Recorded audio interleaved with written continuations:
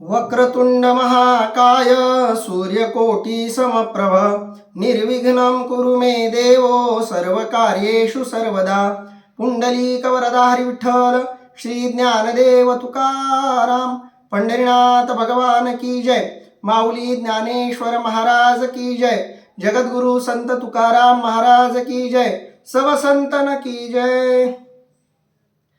माऊली महावैष्णव ज्ञानोबारायांच्या परमश्रेष्ठ अशा ज्ञानेश्वरी ग्रंथाचं चिंतन करत आपण तिसऱ्या अध्यायामध्ये 26 क्रमांकाच्या ओव्यांपर्यंत आलेलो आहोत।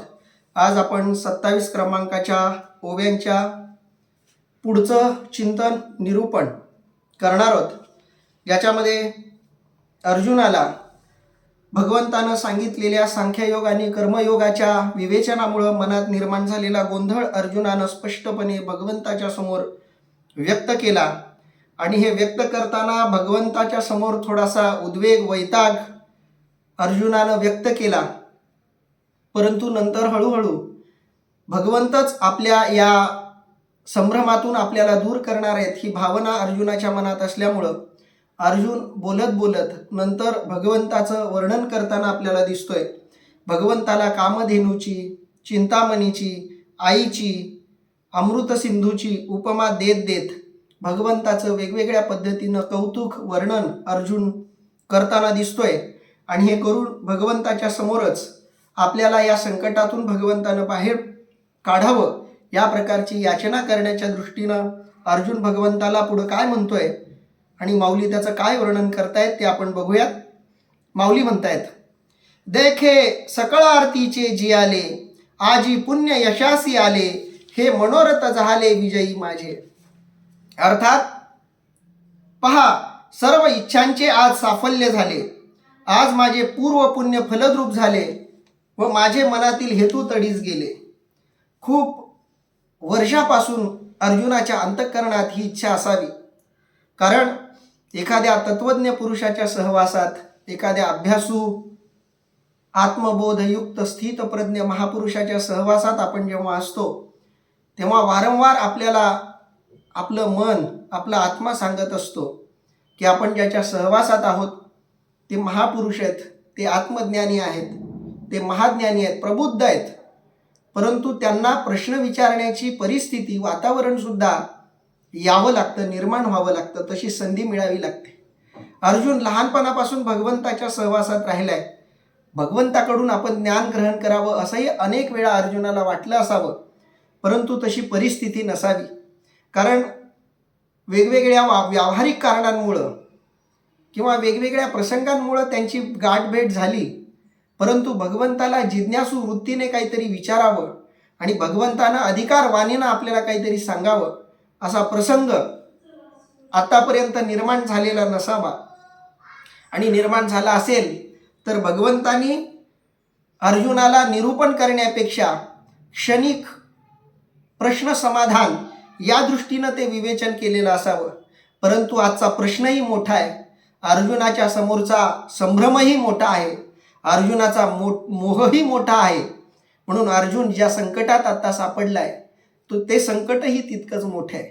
आणि एवढ्या संकटाच्या दलदलीतून, अविचाराच्या, अविवेकाच्या, गोंधळाच्या, संभ्रमाच्या दलदलीतून अर्जुनाला बाहेर काढण्यासाठी भगवंताला सगळ्या प्रकारचे परिश्रम करायचे आहेत, सगळ्या प्रकारचे विचार अर्जुनाला द्यायचे आहेत। आणि यातला जो विचार अर्जुनाला सोपा पडेल, सोयीचा पडेल, तो विचार पकडून अर्जुनाला या अविवेकाच्या दलदलीतून भगवंताला बाहेर काढायचंय।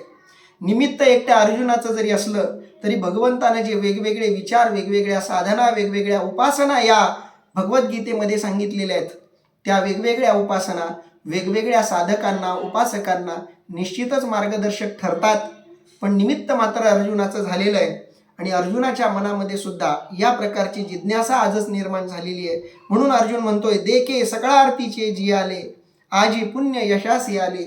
देवा, आतापर्यंत सकळार्थ जो माझ्या अंतःकरणात होता, सगळं काही जाणून घेण्याची आर्त भावना माझ्या अंतःकरणात होती, मनामध्ये वेगवेगळे प्रश्न विचारावेत आणि तुझ्याकडून त्या सगळ्या प्रश्नांचं समाधान करावं, मनातल्या आर्त भावनेचं, जिज्ञासू भावनेचं, मुमुक्षू भावनेचं तुझ्याकडून शमन करावं, तुझ्यासमोर जिज्ञासेनं प्रश्न विचारावेत आणि त्या प्रश्नांचं तुझ्याकडून समाधान करून घ्यावं, याच्याकरता मी आतापर्यंत जगत होतो. देखे सकळार्थीचे जियाले, त्या सकळ अशा आर्त भावनेनं मी आतापर्यंत जगलो, पण आतापर्यंत ती भावना तुझ्यापुढं व्यक्त करता आली नाही. पण आजी पुण्य यशासी आले, पण मी आजपर्यंत कमवलेलं पुण्य आज यश रूपाला आलं, आज ते फळलं. कारण पुण्य साचत असतं, जमा होत असतं. जसं फळ पिकल्याशिवाय त्यात गोडवा येत नाही किंवा त्याचा आनंद घेता येत नाही, तसं सुकृत सत्कार्य पुण्य जोपर्यंत फळत नाही तोपर्यंत त्या पुण्याचं योग्य फळ, योग्य मोबदलाही साधकाला मिळत नाही. अर्जुनाने बरंचसं पुण्य केलं असेल म्हणूनच भगवंताचा सहवास त्याला लाभला, परंतु केवळ सहवास लाभून मोक्ष मिळतो असं नाही. केवळ सलोकताच मोक्ष श्रेष्ठ आहे असं नाही. सलोकता आहे, समीपता आहे, स्वरूपता आहे आणि सायुज्यता आहे. या चारही मोक्षाचा स्तर साधकाला पार करावा लागतो, तेव्हा त्याला अंतिम मोक्ष प्राप्त होत असतो. अर्जुनाला आतापर्यंत भगवंताचा सहवास मिळालेला होता, पण तो सहवास भौतिक आणि शारीरिक होता. भौतिक प्रकारच्या सहवासानं उद्धार होईलच असं नाही, कारण श्रीकृष्ण परमात्म्याच्या शरीराचं दर्शन अनेकांनी घेतलेलं होतं. त्याच्यामध्ये अनेक राक्षसही होते, पण भगवंताच्या सहवासाचा त्यांच्यावर कोणत्याही प्रकारचा परिणाम झालेला नव्हता. कौरव असतील, दुर्योधनाधिक लोक असतील, राक्षस लोक असतील, यांना भगवंताच्या लौकिक देहाचं दर्शन झालेलं होतं, पण केवळ लौकिक देहाचा सहवास, लौकिक देहाचं दर्शन एवढ्याच गोष्टी मोक्षासाठी पुरेशा नसतात. त्या भगवंताकडून त्याच्या स्वस्वरूपाचं, आत्मस्वरूपाचं, सर्व स्वरूपाचं, परिपूर्ण स्वरूपाचं दर्शनही गरजेचं आहे. आणि त्या भगवंताच्या मुखातून परिपूर्ण असं ज्ञान ग्रहण करणं, ऐकणं, ही गोष्ट सुद्धा तितकीच गरजेची आहे. आणि त्या गोष्टीसाठी मात्र साधकाचं पुण्य फळावं लागतं. एका विशिष्ट पुण्यसंचयामुळं सहवास लाभतो, त्याच्यापेक्षा अधिक पुण्यसंचय झाला की उपदेश लाभतो, त्याच्यापेक्षा अधिक पुण्य फळलं की तो उपदेश फळतो आणि मग अंतिम परिपूर्णता प्राप्त होते. अर्जुन म्हणतो, देवा आतापर्यंत मनामध्ये बऱ्याचशा इच्छा, आकांक्षा, जिज्ञासा मनामध्ये ठेवून मी जगलो, पण आज मात्र माझं पुण्य यशाला आलेलं आहे. माझ्या पुण्याला आज यश मिळालेलं आहे आणि ते यश आज फळाला आलं, पुण्य फळाला आलं. हे कशावरून? तर हे मनोरथ झाले विजयी माझे. आतापर्यंत मनामध्ये जे मनोरथ माझ्या होतं, जी इच्छा होती, ती इच्छा आज माझी पूर्ण होत आहे.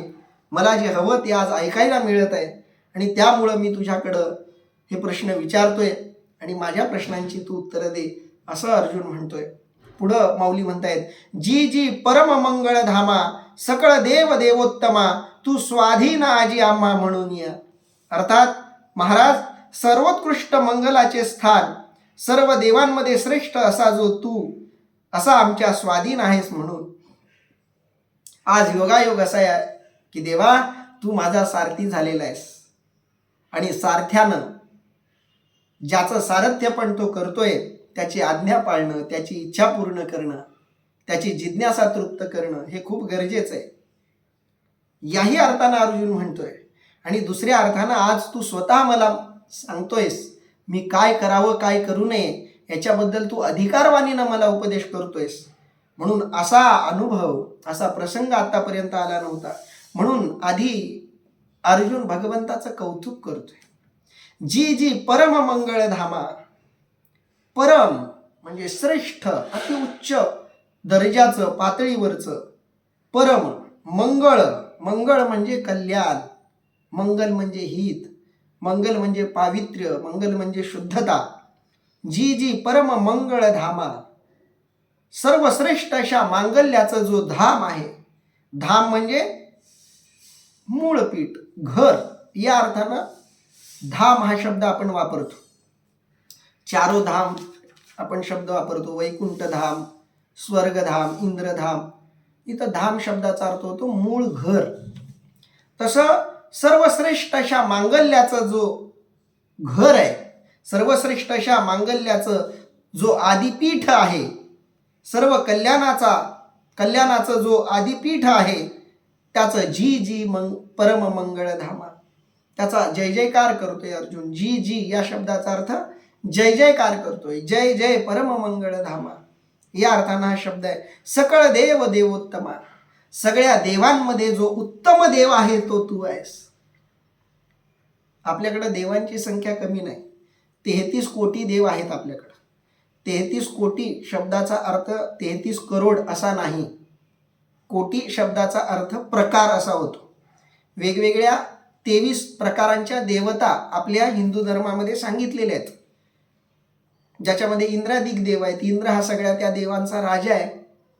त्याच्यामध्ये रुद्र आहेत, वरुण आहेत, अग्निदेव आहेत, पंचमहाभूतांच्या देवता. या सगळ्या देवांमध्ये जो उत्तम आहे देव देवोत्तमा. कारण बाकीच्या देवतांना सुखाचा उपभोग घेण्यासाठी, सुखाचा खर्च वसूल करण्यासाठी ते शरीर मिळाले. ते देव आहेत, पण त्यांना मिळालेलं शरीर सुखाच्या उपभोगाकरता मिळालेलं आहे. आणि याच्याही पलीकडं, त्या स्वर्गाधिक देवतांच्याही पलीकडं जे सर्वश्रेष्ठ असं स्थान आहे, त्या ब्रह्मस्वरूपामध्ये लीन असणारा जो परमात्मा आहे तो देव देवोत्तम आहे. आणि ते भगवान श्रीकृष्ण परमात्मा आहेत. म्हणून सकळ देव देवोत्तमा, तू स्वाधीन आजी आम्हा म्हणून या. तू आज आमच्या स्वाधीन आहेस, आज आमच्या नियंत्रणात आहेस. आज आम्ही सांगावं आणि तू करावं असा आजचा दिवस आहे. आणि म्हणून देवा मी जे जे काही तुला मागतोय ते तू द्यावं अशी परिस्थिती आहे. म्हणून आज मी तुला हे मागतोय. जैसे मातेच्या ठाई अपत्या अनवसरू नाही, स्तन्या लागून पाही जियापरी. अर्थात पहा, बालकाला आईजवळ स्तनपान करण्यास जसा वेळ अवेळ नसतो. खूप सुंदर उदाहरण माऊलींनी दिले. अर्जुनाच्या अंतःकरणातला भाव या ओवीमधून व्यक्त होतो. लेकराला भूक लागली, कोणत्या वेळेला लागली याचा विचार लेकरूही करत नाही आणि त्याची आईही करत नाही. माणूस मोठा झाला की जेवणाच्या वेळा ठरवतो, गोळीच्या वेळा ठरवतो, नाश्ता कधी करायचा, जेवण कधी करायचं, चहा कधी घ्यायचा, या सगळ्या गोष्टीचं एक वेळापत्रक माणूस तयार करतो. आणि त्या वेळापत्रकाप्रमाणे बाकीच्या सगळ्या गोष्टी माणूस करतो सहसा. पण लहानपणी आपण कुठं कोणतं वेळापत्रक पाळलं होतं? कधीही झोपायचं, कधीही उठायचं, कधीही जेवायचं, कधीही रडायचं, कधीही ओरडायचं, कधीही खेळायचं. असंच प्रत्येकाचं बालपण जात असतं. जेव्हा बालक आईकडून स्तनपान करतं, तो जो कालावधी आहे तो प्रेमाचा परमोत्कर्ष काळ आहे. आयुष्यामध्ये प्रत्येक जीवाला प्रेमाचा अत्युच्च आनंद जर कधी मिळत असेल तर जेव्हा तो स्तनपान करतो.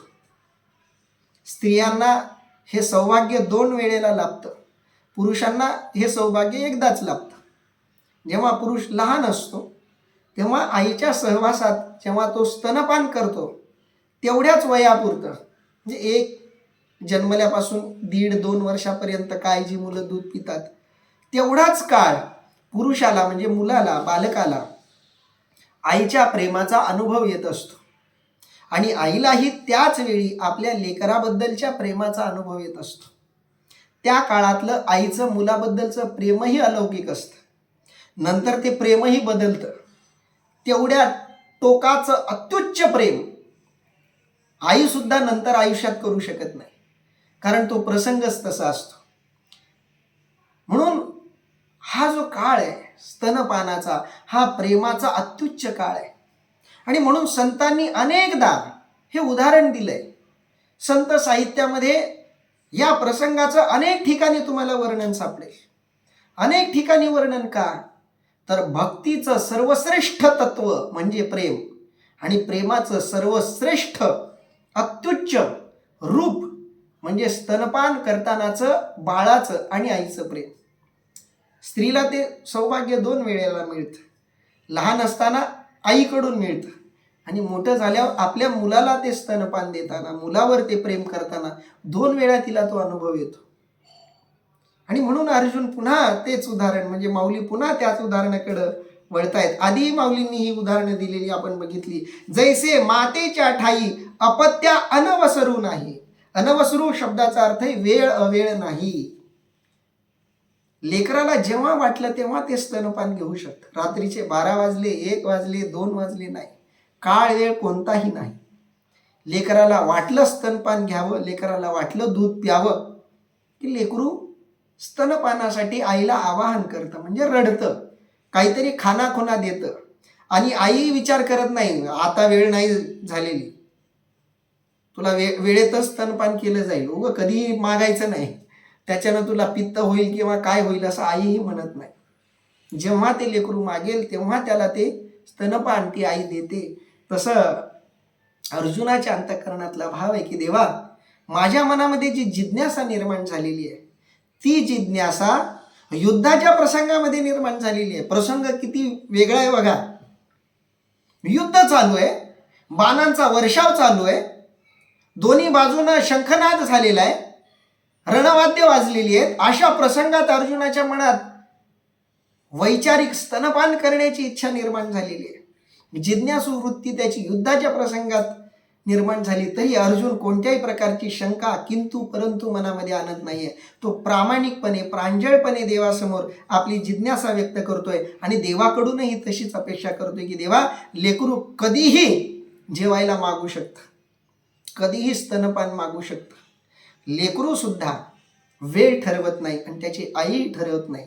मी तर वेळ ठरवलेली नाही, माझ्या मनात जिज्ञासा निर्माण झाली, मी तुझ्या समोर ती भावना व्यक्त केली, आता तूही तसंच कर देवा. जैसे मातेच्या ठाई अपत्या अनवसरू नाही. माऊली आईच्याच बाजूनं बोलतायत. आईच्या ठिकाणी अपत्या अनवसरू नाही. अपत्याला स्तनपान करताना वेळ काळ आई बघत नाही. स्तन्या लागूनी पाहिजे आपण. ज्या प्रकारे आई जेव्हा लेकराला गरज असेल अगदी त्या वेळेला कशाचाही विचार न करता, ती गर्दीत असू द्या, ती अडचणीत असू द्या, ती संकटात असू द्या, ती लेकराला दूध पाजायचं विसरत नाही. सगळ्या संकटांचा सामना करेल, सगळ्या संकटांतून पर्याय शोधेल, पण लेकराची भूक भागवल्याशिवाय आईची भूक भागत नाही. कारण भूक फक्त लेकरालाच लागलेली असते असं नाही, मातृत्वाची सुद्धा खूप मोठी भूक असते. आई असो किंवा बाप असो, लेकरावर प्रेम करून त्याचा लाभ लेकरालाच होतो असं नाही. प्रेम करण्याचा एक अत्युच्च अनुभव असतो. प्रेम व्यक्त करण्याचा, प्रेमाचा अनुभव घेण्याचा एक अत्युच्च अनुभव, तो अत्युच्च अनुभव घेण्याची संधी प्रत्येक बापाला आणि आईलाही हवी असते. आणि म्हणून लेकराचे लाड करताना केवळ लेकराचंच हित होतं, लेकरूच तृप्त होतं असं नाही, ते प्रेम देऊन आईसुद्धा तृप्त होते. नाहीतर आईच्या स्तनांमध्ये सुद्धा दूध राहिलं तर त्याचा त्रास आईलाही होतो. म्हणून ते स्तनपान लेकराच्या जितकं हिताचं आहे, लेकरासाठी जितकं पोषक आहे, तितकंच ते आईसाठी सुद्धा पोषक आहे. आणि म्हणून देवा, मला तुझ्याकडून वैचारिक प्रबोधन जे हवं आहे, तुझ्याकडून जो उपदेश हवा आहे, तो त्या आईसारखा हवा आहे. जैसे मातेच्या ठाई अपत्या अनवसरू नाही, स्तन्या लागूनी पाहिजे या परी, तैसे देवा तू ते पुसी जतसे आवडेते, आपुलेनी आरते कृपानिधी. अर्थात त्याप्रमाणे हे कृपानिधी देवा, मी माझ्या इच्छेप्रमाणे हवे तसे तुम्हाला विचारित आहे. तैसे देवा तू ते, अगदी त्याप्रमाणे आईचं आणि लेकराचं जे नातं आहे अगदी त्याप्रमाणे देवा तुला, तू ते म्हणजे तुला, पुसीज तसे आवड येते. मला जे आवडतं, विचारावं वाटतंय ते मी तुला पुसतोय, विचारतोय. मीही मनामध्ये शंका आणत नाही हे विचारू की नको, मी काळ वेळ बघत नाही आता विचारू की नको. जे मनात येतंय, जसं मनात येतंय, जेव्हा मनात येतंय ते जसंच्या तसं मी तुझ्या समोर व्यक्त करतोय. आपुलेनी आरते कृपानिधी. माझ्या हृदयात अंतःकरणात जी आर्त आहे, आर्त भावना आहे, माझ्या इच्छेप्रमाणे मी तुला विचारतोय. ती इच्छा कशी आहे, आताच का आली आहे याचा मी विचार करत नाही. अगदी उत्स्फूर्तपणे मी माझ्या मनातल्या भावना तुझ्यासमोर व्यक्त करतोय. आणि पुन्हा माऊलींनी शब्द वापरलाय कृपानिधी. तो कृपेचा सागर आहे देवा, तू कृपेचा सागर आहेस. कृपा करणं तुझा स्वभाव आहे. तुझ्या अंतःकरणात परिपूर्णपणे कृपा भरलेली आहे. आईच्या अंतःकरणात जसं प्रेम दडलेलं असतं, जशी कृपा दडलेली असते तसा परमात्मा कृपेचा सागर आहे. हे खूप कवीचं एक दोन ओळ शब्द आठवले मला. आई माझी मायेचा सागर, दिला तिने जगण्या आधार, असं अशा काहीतरी ओळ्या आहेत. कारण आई ही कृपेचा, करुणेचा, मायेचा सागर आहे आणि परमात्मा अशा अनंत आईचं कारुण्य घेऊन वावरत असतो. आणि म्हणून माऊली म्हणतायत, तू कृपा निधी आहेस. निधी म्हणजे सागर. तू कृपेचा सागर आहेस, कृपेचा समुद्र आहेस देवा तू. तरी पारत्रिकी हित आणि आचरिता तरी उचित, ते सांगे एक निश्चित पार्थू म्हणे. अर्थात त्याप्रमाणे अर्जुन म्हणतो, इहलोकी आचरण करण्यास योग्य व परलोकी कल्याणकारक असे एक निश्चित मला सांग. अर्थात तरी पारत्रिकी हित, पारत्रिकी म्हणजे परलोकी, देवा असं काहीतरी मला सांग की जे ऐकल्यानंतर, ज्याचं आचरण केल्यानंतर, जे अनुकरणात आणल्यानंतर माझं इहलोकात तर हित होईलच, पण पारत्रिकी म्हणजे इतर लोकातही हित होईल. मरणानंतरही मला चांगली गती मिळेल, मरणानंतरही मला चांगला लोक मिळेल, अशा प्रकारचं हित मला सांग. तरी पारत्रिकी हित आणि आचरता तरी उचित. हितकारक तर सांगच, पण ते आचरणासाठी योग्य असलं पाहिजे, सोपं असलं पाहिजे. वागण्यासाठी कठीण असं काही सांगू नको. मी नेहमी म्हणतो, साधना जर साधकाला कठीण वाटत असेल, अवघड वाटत असेल, तर साधक त्या साधनेवर मार्गक्रमण करूच शकत नाही. आणि म्हणून आपल्या ऋषीमुनींनी, संतांनी साधकांसाठी आधी सोप्या सोप्या गोष्टी सांगितल्यात. अगदी साधनेचे सोपे सोपे उपाय सांगितलेत. हे सोपे उपाय का सांगितले? अवघड साधना सांगितली की त्याच्यामध्ये गती मिळणार नाही, त्याच्यामध्ये प्रगती होणार नाही, ती करावीशी वाटणार नाही, त्याच्यात गोडी निर्माण होणार नाही.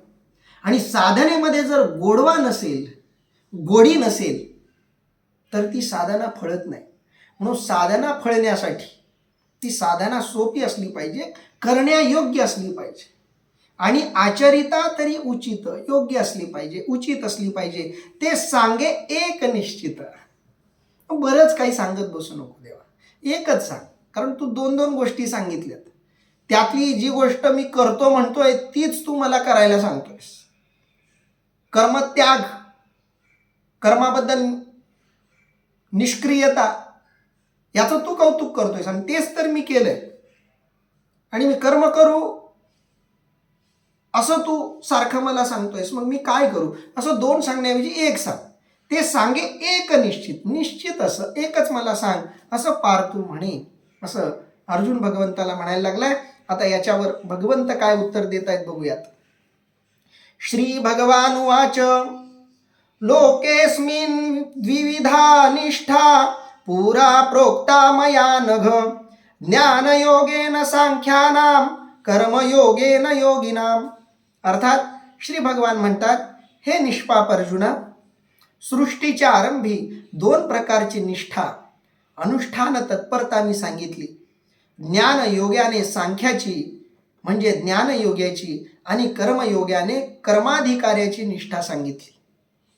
अर्थात भगवंतानं सगळ्यात आधी अर्जुनाच्या मनातला जो साशंक भाव आहे, जी शंका आहे, अर्जुनाच्या मनात जे द्वैत आहे, ते आधी भगवंतानं दूर केलं. कारण भगवंताला सगळ्यात आधी ती गरज वाटली. कारण काय महाराज, भगवंतानं ज्या साधना सांगितलेल्या आहेत त्या साधनांबद्दल भगवंताच्याही मनात आदर आहे. आणि म्हणून भगवंत करुणा सिंधू आहे. कारण प्रत्येक साधनेवर, प्रत्येक मार्गावर भगवंताचं प्रेम आहे. कारण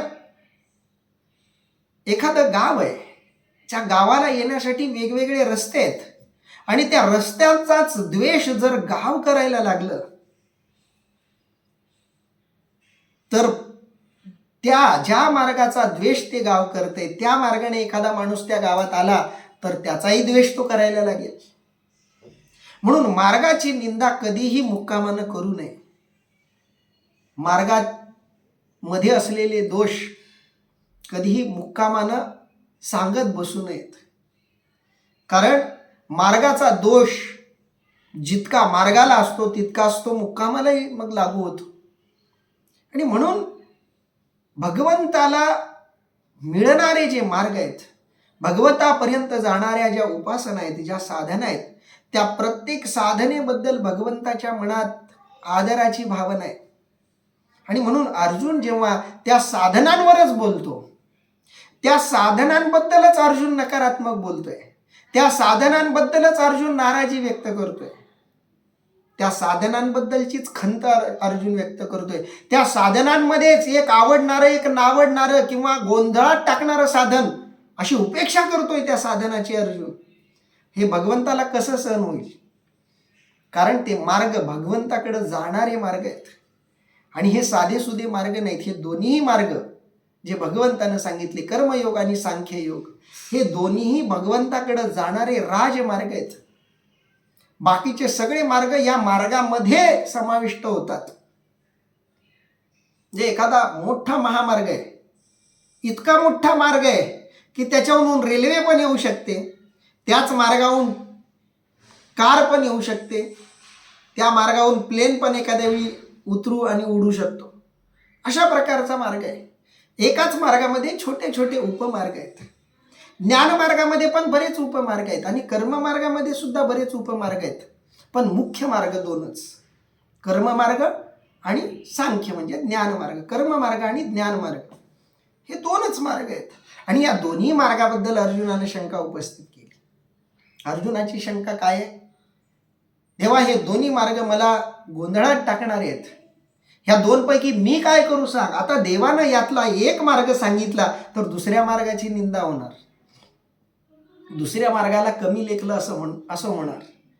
आईला आपले सगळे लेकरं जसे सारखे, तसे भगवंताला त्याच्यापर्यंत पोहोचण्यासाठीचे सगळे मार्ग तितकेच चांगले. काही मार्ग भगवंताच्या आवडीचे असू शकतात, काही मार्ग भगवंतासाठी सोपे वाटू शकतात, पण ते वाटणं भगवंताच्या बाजूनं नाहीये, ते वाटणं भक्ताच्या बाजूनं आहे. आणि म्हणून अर्जुन जेव्हा ज्ञान मार्गाबद्दल थोडीशी खंत व्यक्त करतोय, तेव्हा भगवंत सांगतायत, अर्जुना, अरे तुला मी जे दोन मार्ग सांगितलेत, हे दोन्ही मार्ग मी आत्ताच तुला सांगितलेत असं नाही. हे मार्ग मी सगळ्यात आधी सांगितलेत. हे निष्पाप अर्जुना, बघा, अर्जुनासाठी भगवंतानं वापरलेला शब्द आहे निष्पाप. अर्जुना, तू निष्पाप आहेस. आधी अर्जुनाचं कौतुक केलं. निष्पाप हे विशेषण साधंसुध नाही आहे अर्जुनासाठी. ज्याच्या अंतःकरणात कोणतीही पाप भावना नाही, ज्याच्या मनात कोणत्याही प्रकारचा विकार नाही, त्यालाच आपण निष्पाप म्हणू शकतो. जसं बालक असतं, लहान बाळ असतं, ते सुद्धा निष्पाप असतं. त्याला तुम्ही मारण्याच्या उद्देशानं त्याच्याजवळ जा किंवा त्याचा लाड करण्याच्या उद्देशानं त्याच्याजवळ जा, त्याच्या अंतःकरणात तुमच्याबद्दल सारखीच भावना असणार. म्हणून ते बाळ जसं निष्पाप असतं, तसं अर्जुना तू निष्पाप आहेस. एखाद्या वेळी लहान मूल सुद्धा तुम्हाला टाळू शकतं, नाकारू शकतं. कधी कधी काही काही लेकरं असतात बघा, तुम्ही त्याच्याजवळ गेलात की ते तुम्हाला जवळ येऊ देत नाहीत, तुमच्यावर रागावू पण शकतात, तुम्हाला टाळू पण शकतात, तुमच्याकडे बघणार पण नाहीत. पण ते लेकरू तुमच्याकडे बघत नाही म्हणजे त्याच्या मनात काहीतरी पाप भावना आहे तुमच्याबद्दल असं नसतं, ते निष्पापच असतं. ते बोलतं तुमच्याबद्दल काही, पण ते बोलतानाही त्याच्या मनात स्वतःच्या सुरक्षिततेबद्दल काही एक ते जास्त संवेदनशील असतं, म्हणून तसं वागतं. पण त्याला कोणाचा द्वेष नसतो. ते बाळ जसं निष्पाप असतं, अगदी अर्जुन तसा आहे. अर्जुनानं देवाबद्दल काही चुकीचेही शब्द वापरले. देवा, तुला लाज वाटत नाही का, असं बोललाय अर्जुन. तरी भगवंत म्हणतायत तू निष्पाप आहेस. कारण लेकरूही कधी कधी बोलतं, वैतागून बोलतं. लेकरू वैतागून बोललं म्हणून त्याच्या मनात काहीतरी पापवृत्ती आहे असं आपण समजणं चुकीचं आहे. आणि अर्जुनाचं अंतःकरण तर भगवंताला माहिती आहे. आणि म्हणून भगवंत म्हणतायत की अर्जुना, तू कसा आहेस? निष्पाप आहेस. आता माऊली या श्लोकाचं काय वर्णन करतायत बघूयात.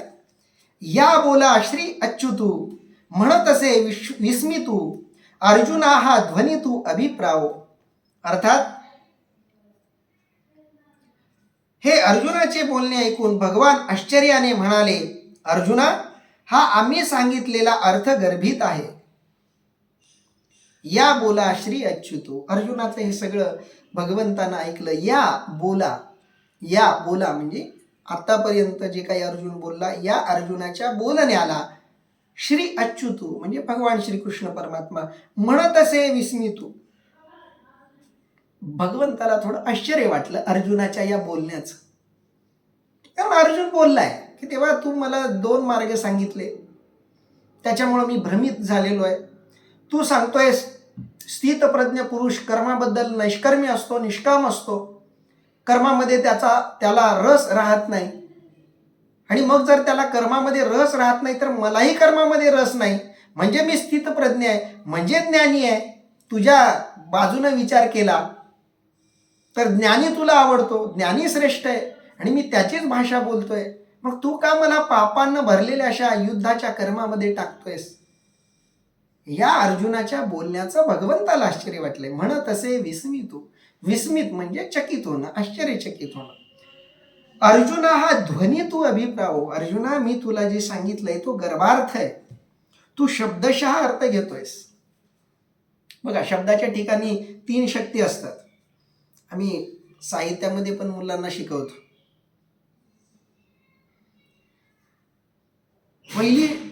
पहिला असतो शब्दार्थ, दुसरा असतो वाच्यार्थ आणि तिसरा अर्थ असतो व्यंग्यार्थ. या 3 प्रकारच्या शक्ती शब्दाच्या ठिकाणी असतात. एक असतो शब्दार्थ, म्हणजे शब्दाचा जसाच्या तसा घेतलेला अर्थ. आपण बऱ्याचदा याही प्रकारचे शब्द वापरतो की ज्याचे अर्थ जसेच्या तसे असतात. अभिधा शक्ती, व्यंजना शक्ती, अशा शक्तीचं ते वर्णन आहे. पण पहिला जो आहे तो शब्दशः अर्थ, म्हणजे आपण व्यावहारिक अर्ज वगैरे करताना जी भाषा वापरतो ती असते शब्दशः अर्थ देणारी. म्हणजे तुम्ही किती दिवसाची रजा घेताय, किती दिवसाची सुट्टी घेताय, किंवा कुठं कोणता कसा कार्यक्रम आहे, हे जसाच्या तसं, त्याचे काही अनेक अर्थ निघत नाहीत. जसाच्या तसा नेमका एक अर्थ निघतो. दुसरा एक असतो की तिथं शब्दशः अर्थ घेऊन चालत नाही. म्हणजे उदाहरणार्थ मी बऱ्याचदा बोलताना म्हणतो की आमचं महाविद्यालय समुद्रावर आहे. आता समुद्रावर जर महाविद्यालय राहिलं असतं तर ते बुडून गेलं असतं. किंवा चिंचणी हे गाव समुद्रावर आहे असंही बऱ्याचदा आम्ही म्हणतो. समुद्रावर आहे का चिंचणी गाव? समुद्राच्या वर राहिलं असतं तर बुडून गेलं असतं ते. समुद्रावर आहे असं आपण म्हणताना पण त्याचा शब्दशः अर्थ घ्यायचा नाही, त्याचा थोडासा लक्ष्यार्थ घ्यायचा. लक्ष्यार्थ म्हणजे समुद्रावर आहे याचा अर्थ समुद्राच्या किनाऱ्यावर आहे, समुद्राला लागून आहे. आपण बऱ्याचदा असे शब्द वापरतो की ज्याच्यामध्ये शब्दशः अर्थ आपल्याला घ्यायचा नसतो, त्याच्यामधून एक लक्ष्यार्थ आपण सूचित करत असतो. कधी कधी तो लक्ष्यार्थ घ्यायचा असतो. म्हणजे मी असं ऐकलं होतं की दिवस मावळला असा शब्द आहे, दिवस मावळला. आता दिवस मावळला याला शब्दशः अर्थही आहे. काय? अंधार झाला, सूर्य मावळला, असाही त्याला अर्थ आहे. पण काही जण त्याचा वेगवेगळा अर्थ घेतील. एखाद्या चोरानं दुसऱ्या चोराला मेसेज केलाय दिवस मावळला, तर दुसरा चोर त्याचा अर्थ काय घेईल की आता चोरी करायची तयारी करू, चोरी करण्यासाठी जे काही लागणार आहे ते सुरू करू. ग्रुपवर एखाद्यानं मेसेज केला दिवस मावळला, याचा अर्थ काय? आराधनेची तयारी करा, कारण दिवस मावळतीला आला की आपली आराधना सुरू होते. ग्रुपवर त्या शब्दाचा अर्थ वेगळा होईल. दिवस मावळला या एका शब्दाचा आपण आपापल्या संदर्भाप्रमाणे अर्थ घेऊ. तो शब्दशः अर्थ नाही, लक्ष्यार्थ आहे. आणि तिसरा असतो व्यंग्यार्थ, म्हणजे जे बोललं त्याच्या उलटा अर्थ. आपण बऱ्याचदा बोलताना बोलतो खूप दीडशाना आहे रे तू, खूप शहाणा झालास तू, असं आपण एखाद्याला म्हणतो. तेव्हा आपल्याला जे म्हणायचं आहे त्याच्या उलटा अर्थ घ्यायचा असतो. एखाद्या लेकराला जर तुम्ही म्हणालात काय रे दीडशाना झालास, याचा अर्थ तू मूर्ख व्हायला लागलायस, मूर्खासारखा वागायला लागलायस असं म्हणायचं असतं. म्हणजे तुझं शहाणपण जेवढं होतं त्याच्यापेक्षा अजून अर्धं वाढलं असं नाही, दीडपट झालं शहाणपण असं तिथं म्हणायचं नाहीये. तिथं सरळ सरळ तू मूर्खासारखं वागायला लागलायस असं म्हणायचं. म्हणजे जे बोललं जाते त्याच्या उलटा अर्थ घेतला जातोय, त्याला आपण व्यंग्यार्थ म्हणतो. गूढार्थ जो आहे तो व्यंग्यार्थ आणि लक्षार्थ या दोघांच्या मध्ये असतो. जो गूढ असतो, सहजासहजी कळत नाही. भगवंतानं जे आतापर्यंत वर्णन केलं ते वर्णन शब्दशः घ्यायचं नाही. अर्जुनानं ते शब्दशः घेतलं, शब्दशः अर्थ घेतला. काय? स्थितप्रज्ञ पुरुष कर्माबद्दल निष्काम असतो. अर्जुनानं ती निष्काम भावना स्वतःच्या भावनेशी जोडली आणि त्यानं तोच अर्थ घेतला की तेव्हा मी निष्कामच आहे कर्माबद्दल. मी म्हणतोय मी युद्ध करणार नाही, मी म्हणतोय मी निघून जाईल इथून, कर्माबद्दल निष्काम झालो म्हणूनच बोलतोय. अर्जुनानं शब्दशः अर्थ घेतला. पण भगवंत सांगतायत, अर्जुना हा ध्वनी तू अभिप्रावो, हा गूढ अभिप्राय आहे, ध्वनीत अभिप्राय आहे. जी तिसरी शब्दशक्ती आहे त्याला ध्वन्यार्थ असं सुद्धा म्हणतात. व्यंग्यार्थाला पर्यायी शब्द ध्वन्यार्थ. ध्वन्यालोक नावाचा एक प्रसिद्ध ग्रंथ आहे भारतीय साहित्यशास्त्रामध्ये, ज्याच्यामध्ये ध्वनी विचार सांगितला गेलाय. कुंतकाचा तो ग्रंथ आहे. ध्वनी विचार त्याच्यामधून सांगितलाय की शब्दांच्या मध्ये ध्वनी अर्थ कसा असतो, व्यंग्यार्थ कसा असतो, ध्वनीत होणारा अर्थ कसा असतो. तसं भगवंत सांगतायत, अर्जुना मी तुला ध्वनीत होणारा अर्थ इथं सांगितलेला आहे.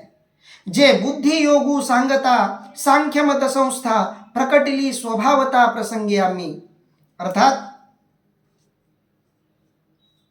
कारण हा निष्काम कर्मयोग सांगत असता प्रसंगाने सहज ज्ञानयोग सांगितला. तो बुद्धियोगू सांगता, मी तुला बुद्धियोग सांगत होतो.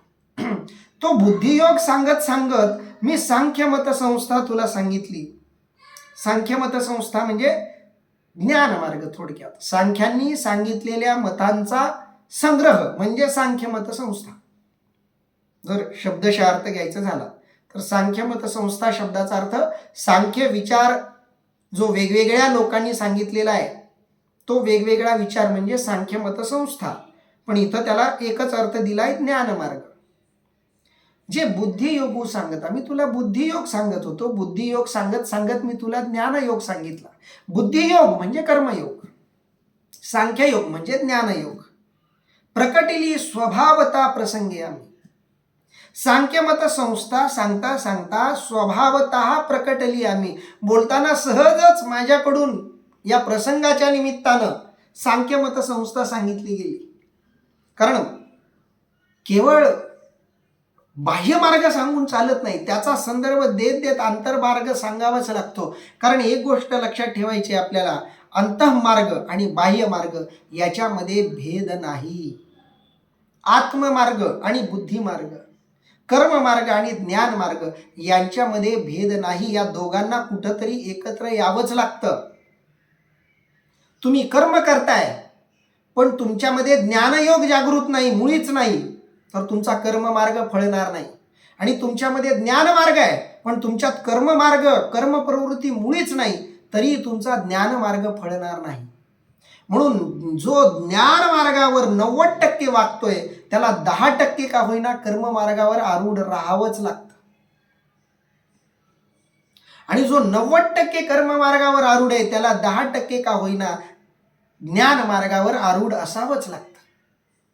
उदाहरण देऊन सांगायचं झालं तर ज्यानं सगळं सोडलंय, सगळ्या गोष्टींचा त्याग केलाय, संन्याशी झालाय, निवृत्ती मार्गाला लागलाय, त्याला सुद्धा जेवण्याचं कर्म करावं लागेल. जे शरीराचे जे स्वाभाविक धर्म आहेत ते तरी करावे लागतील. श्वासोच्छवास तरी करावा लागेल, बोलण्याचं कर्म करावं लागेल, शरीराची हालचाल हे कर्म करावं लागेल. तो जरी ज्ञानी असला तरी त्याला पूर्णपणे कर्ममार्ग त्यागून चालणार नाही. आणि जो पूर्णपणे कर्ममार्गी झालाय, नुसतं कर्म करतोय. बरेच लोक 100% कर्ममार्गी असतात, त्यांना पैसे कमवण्याशिवाय किंवा आपल्या कामाशिवाय दुसरं काहीच सुचत नाही. नुसतं कर्म करून चालणार नाही. त्या कर्म मार्गातलं ज्ञान, तुमची भावना तुम्हाला फळ देणारी आहे. एखादा डॉक्टर आहे, प्रचंड त्याच्या डॉक्टरकीत गुंतलाय, पण ते गुंतताना एक ज्ञान आहे की माझ्याकडे आलेल्या पेशंटचं हित झालं पाहिजे, माझ्या रुग्णाच्या चेहऱ्यावर आनंद दिसला पाहिजे. त्या आनंदाची तरी त्याच्या मनात कामना असली पाहिजे, भावना असली पाहिजे. केवळ कर्म करून नाही, बुद्धीमध्ये, मनामध्ये भावना असली पाहिजे. आपल्यापेक्षा पलीकडं, स्वार्थाच्या पलीकडं एक आपलेपणाची भावना असल्याशिवाय तुमचं कर्मही फळणार नाही. मग कर्म कोणतंही असो. म्हणून कर्म करताना ज्ञान मार्गाची जोड त्याला असली पाहिजे. ज्ञान मार्ग म्हणजे हे सगळं विश्व एकच आहे, या सगळ्या विश्वामध्ये चैतन्य भरलंय आणि त्या सगळ्यांना आनंद देण्यासाठी मला काहीतरी करायचं आहे, अशा भावनेनं केलेलं कर्म हे फळत असतं. एक डॉक्टर ऑपरेशन करतोय, तितकंच गुंतून करतोय. दुसराही डॉक्टर ऑपरेशन करतोय, दोघं एकच ऑपरेशन करतायत, सारखंच ऑपरेशन करतायत, पण एकाची भावना आहे हे केल्यावर मला पैसे मिळणार आहेत, आणि एकाची भावना आहे याला जीवदान मिळणार आहे, ह्याच्या चेहऱ्यावर काहीतरी एक आनंद उमटणार आहे, त्या आनंदासाठी मला हे करायचं. कदाचित पैसे दोघांनाही तितकेच मिळतील ऑपरेशनचे, फळ काय मिळतं हे महत्वाचं नाही, करतानाची भावना काय आहे हे महत्वाचं आहे. कर्म कोणतंही करा, ते करतानाची भावना ज्ञान मार्गाच्या धाग्याला जुडलेली असली पाहिजे. जसा ज्ञान मार्ग कर्म मार्गाच्या धाग्याला जोडून हवा, तसाच कर्म मार्ग ही ज्ञानाच्या धाग्याला जोडून हवा. धागा एकमेकांना जुडल्याशिवाय ना ज्ञान फळतं ना कर्म. आणि म्हणून या दोन मार्गामध्ये भेद नाहीये. म्हणून ज्ञान मार्गाचं वर्णन करताना कर्म मार्गाचं वर्णनच करायचं नाही, तर तो ज्ञान मार्गही अपुरा आहे. आणि ज्ञान मार्गाचं वर्णन केलं जातंय, कर्म मार्गाचं वर्णन केलं जात नाही, तर तोही ज्ञान मार्ग अपूर्ण आहे. आणि कर्म मार्गाचं वर्णन केलं जातंय, ज्ञान मार्गाचं वर्णन केलं जात नाही, तर तो कर्म मार्ग सुद्धा अपूर्ण आहे. आणि म्हणून देवा स्वभावता माझ्याकडून प्रसंगामध्ये तुला बुद्धियोग सांगता सांगता, कर्म मार्ग सांगता सांगता मी सांख्यमताकडे वळलो. कारण तो धागा आहे, एकमेकांना पकडलेला, एकमेकांच्या जवळचा तो धागा आहे.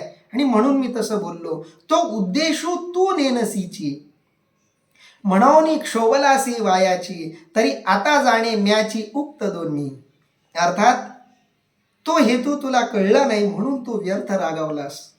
तरी हे लक्षात ठेव की हे दोन मार्ग मीच सांगितले आहेत. हा जो हेतू आहे, हा जो उद्देश आहे, तो उद्देश तुला कळलेला नाही. तो उद्देशू तू नेनसीची, मी तो मार्ग का सांगितला, कर्म मार्ग सांगत सांगत तुला ज्ञान मार्ग का सांगितला, याचा उद्देश तुला माहिती नाही. तू नेनसीची, तुला ते कळणारच नाही. म्हणून क्षोभलासी व्हायची, म्हणून तुला राग आलाय. बघा, अर्जुनाला राग आलाय म्हणून अर्जुन रागात बोललाय. तेव्हा तुला लाज वाटत नाही का मला असं संभ्रमात टाकायला? आधीच मी चिंतेत आहे, आधीच अवघड प्रसंगात आहे, त्याच्यात तू असंच करायला लागलायस. माकडाला दारू पाजल्यासारखं करायला लागलायस, आंधळ्याला कुठंतरी भलत्याच जागी सोडल्यासारखं तू करायला लागलायस.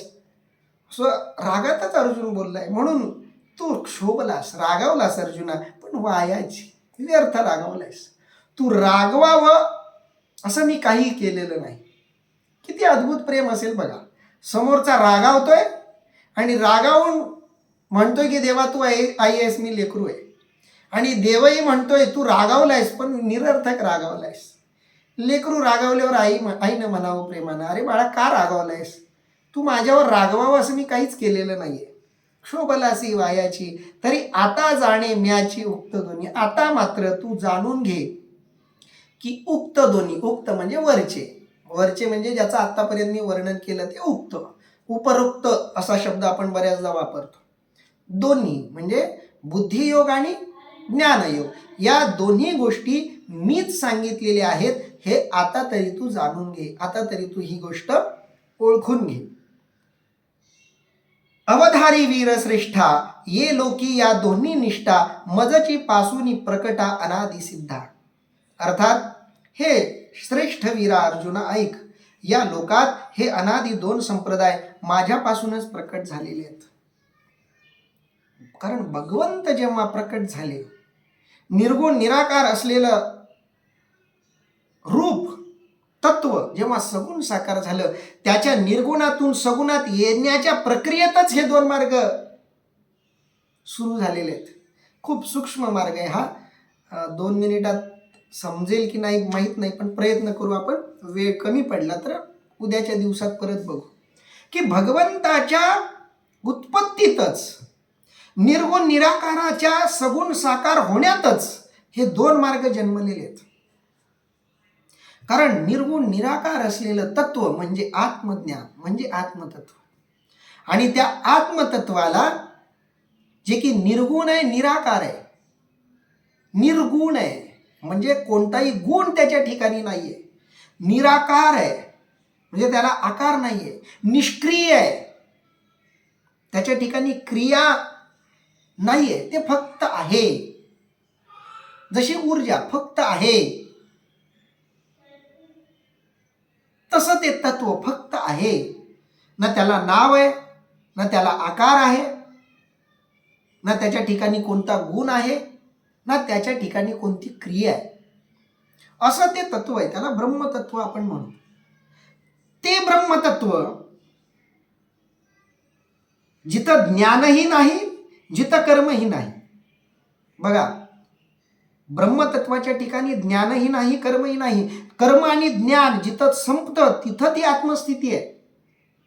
आत्मस्थितीच्या प्राप्तीचा मार्ग आहे आत्मज्ञान. पण आत्मज्ञान म्हणजे आत्मप्राप्ती नाही. आत्मप्राप्ती झाल्यावर आत्मज्ञानही टाकून द्यावं लागतं. पुढं त्याचं सूक्ष्म चिंतन होईल. पण आत्मज्ञान म्हणजे आत्मप्राप्तीचा मार्ग. मार्ग वेगळा आणि मुक्काम वेगळा. मार्गाला मुक्काम समजायचं नाही. आत्मज्ञान असो की कर्म मार्ग असो, कोणत्याही मार्गानं आत्मस्थितीला जेव्हा महात्मा पोहोचतो तेव्हा तिथं कर्मही नसतं आणि ज्ञानही नसतं. शरीर आहे तोपर्यंत कर्म आहे, शरीर आहे तोपर्यंत ज्ञान आहे. शरीर संपलं की कर्म आणि ज्ञान आत्मरूप होतं. ते मूळ रूप, निर्गुण निराकार निष्क्रिय असं ते तत्व. ते आकाराला येतं. आकाराला काय येतं तर त्याच्यात क्रिया करण्याची इच्छा निर्माण होते. ही इच्छा म्हणजे कर्माचा जन्म, कर्मसिद्धांताचा जन्म. आणि त्याचं मूळ रूप म्हणजे ज्ञानाचा जन्म. ज्ञान हे ब्रह्मतत्वाचं स्वरूप आहे आणि त्याच्या आत निर्माण झालेली इच्छा म्हणजे कर्म आहे, किंवा त्या इच्छेची परिपूर्ती म्हणजे कर्म आहे, त्या इच्छेचा परिणाम म्हणजे कर्म आहे. आणि म्हणून ज्ञान आणि कर्म हे त्या भगवंताच्या उत्पत्तीतच जन्माला आलेले आहेत, उत्पत्तीतच निहित आहेत. उत्पत्तीच्या वेळीच हे दोन मार्ग ठरलेले आहेत. म्हणून अवधारी वीर श्रेष्ठा ये लोकी या दोन्ही निष्ठा, या दोन्ही ज्या निष्ठा आहेत, जे विचार आहेत, संप्रदाय आहेत, मजची पासूनी प्रकटा अनादि सिद्धा. अनादि काळापासून जेव्हापासून मी निर्गुण निराकार सगुण साकार झालो, निष्क्रिय क्रियावान झालो, तेव्हापासून या दोन्ही निष्ठा, हे दोन्ही संप्रदाय, दोन्ही विचार अस्तित्वात आहेत असं भगवंत सांगतायत. इथं आपण थांबूया. राहिलेलं चिंतन आपण उद्या बघूयात.